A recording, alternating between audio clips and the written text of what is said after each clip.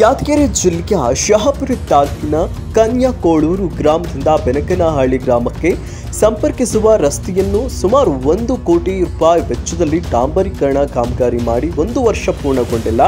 ಈಗಾಗಲೇ ಮಳೆಗೆ ರಸ್ತೆ ಕಿತ್ತು ಹೋಗಿದೆ.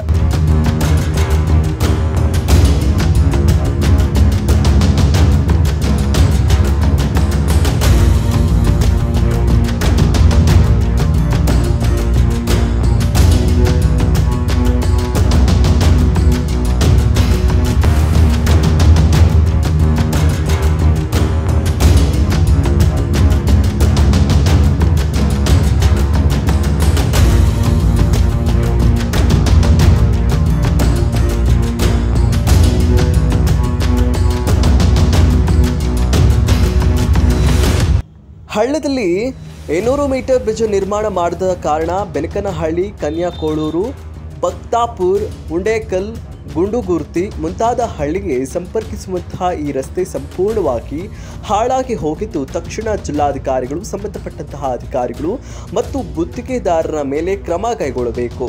ಗ್ರಾಮೀಣ ಭಾಗದ ಜನರಿಗೆ ಸಮರ್ಪಕವಾಗಿ ಸಂಚಾರ ಮಾಡಲು ಅನುಕೂಲ ಮಾಡಿಕೊಡಬೇಕು.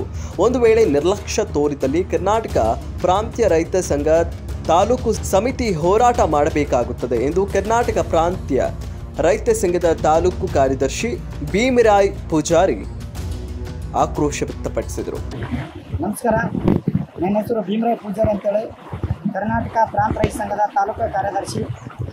ಈ ಒಂದು ಶಹಾಪುರದ ಕನ್ಯಾಕೋಳೂರು ಅಗಸಿಯಿಂದ ಬೆನಕನಹಳ್ಳಿ ಗ್ರಾಮದವರೆಗೆ ಸುಮಾರು 1.5 ಕಿಲೋಮೀಟರು ರಸ್ತೆ ಡಾಂಬರೀಕರಣ ಮಾಡಿದ್ದು ಈಗೇನು ಭಾಳ ದಿನಗಳು ಕಳೆದಿಲ್ಲ. ಬರೀ ಒಂದು 8 ರಿಂದ 10 ತಿಂಗಳಾಗಿರ್ಬೋದು ಈ ರೋಡ್ಗಳನ್ನು ಮಾಡಿ. ಈಗಾಗಲೇ ಈ ಒಂದೇ ಒಂದು ಮಳೆಗೆ ಈ ಸಂಪೂರ್ಣ ರಸ್ತೆ ಮತ್ತು ಹಾಳಾಗಿ ಹೋಗಿರ್ತಕ್ಕಂಥದ್ದು. ಈಗಾಗಲೇ ಜನಸಾಮಾನ್ಯರು ಮತ್ತು ಪ್ರಯಾಣಿಕರು ಈ ಒಂದು ರಸ್ತೆ ಮೇಲೆ ಸಂಚಾರ ಮಾಡಬೇಕಾದ್ರೆ ಜೀವ ಕೈಯಲ್ಲಿ ಹಿಡ್ಕೊಂಡು ತಿರುಗಾಡುವಂಥ ಪರಿಸ್ಥಿತಿ ನಿರ್ಮಾಣವಾಗಿದೆ. ಇದನ್ನು ಡಾಂಬರೀಕರಣ ಮಾಡುವಾಗಲೇ ಇದು ಹಳ್ಳ ಇದೆ, ಇದನ್ನು ಬ್ರಿಡ್ಜ್ ಮಾಡಿಗೆಸಿಂದ ಪೂರ್ಣಗೊಳಿಸಬೇಕಂತೇಳಿ ಕೇಸಿಂದ ಆಲ್ರೆಡಿ ಇದನ್ನು ಕಾಂಟ್ರಾಕ್ಟರ್ಗಳು ಕೊಟ್ಟಿರ್ತಾರೆ. ಆದರೆ ಕಾಂಟ್ರಾಕ್ಟರ್ಗಳು ಮತ್ತು ಗುತ್ತೇದಾರಿಗಳು, ಇಲ್ಲಿನ ಜನಪ್ರತಿನಿಧಿಗಳು ಮೂಕರಾಗಿ ಕುಂತಿದ್ದಾರೆ ಮತ್ತು ಅಧಿಕಾರಿಗಳು ಕಿವುಡರಾಗಿ ಕುಂತಿದ್ದಾರೆ ಅಂತೇಳಿ ಎದ್ದು ಕಾಣ್ತಾ ಇದೆ ಬಂಧುಗಳೇ.